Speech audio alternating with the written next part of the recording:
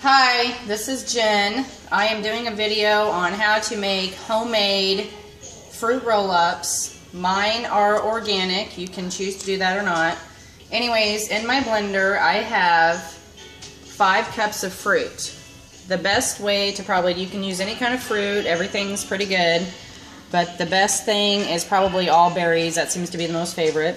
Strawberries, blueberries, and raspberries. You just basically put 5 cups worth in here and you blend it up. I've already done a pretty good job of that. So after you've blended it, you need to preheat your oven to 200 degrees. Okay. And you take off the lid.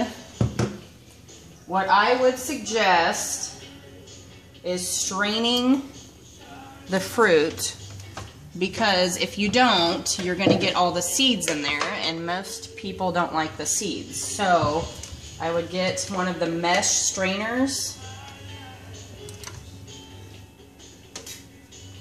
You just pour it in there with a bowl under it so it'll catch all the seeds.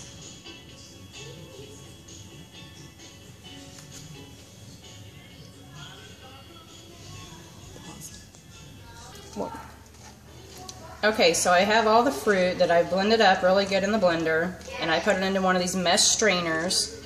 And if you'll notice, here's what it looks like when it's in the mesh strainer, and then here's what it looks like in the bowl. You get it super smooth and you don't get any of those seeds.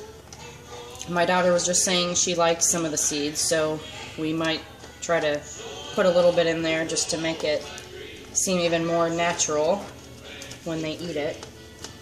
Anyways, just talking about what you need. You don't need much for this. You don't have to have the mesh strainer. That's up to you. You just basically need a blender or a food processor or something that can blend the fruit up really good. You need a cookie sheet and one of these silicone mats, like a Silipat, or just some kind of silicone mat. I got this off Amazon. You get 2 of them for like $12. They're really cheap. You can use those for anything, actually. Chicken, biscuits, cookies, anything at all. And you do not spray it. You do not wash them. Or you don't put them in the dishwasher. You can wash them, but just make it to where, it saves the life of your cookie sheet basically. And something like fruit roll-ups, when you put it on it, it keeps it from sticking and it comes off really easily.